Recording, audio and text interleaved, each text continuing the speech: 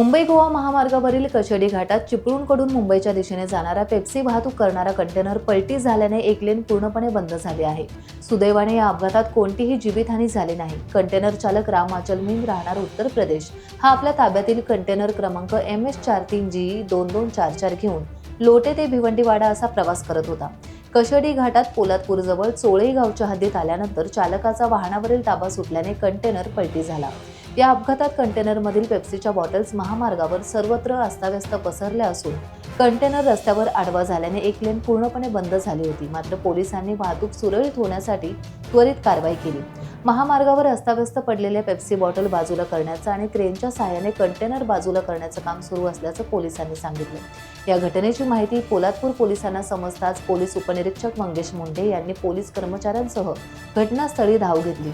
तसेच कशेडी महामार्ग पोलीसही घटनास्थळी दाखल झाले।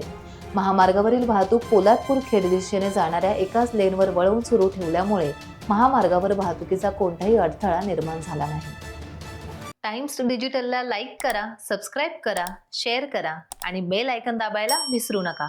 पाहत रहा टाइम्स डिजिटल।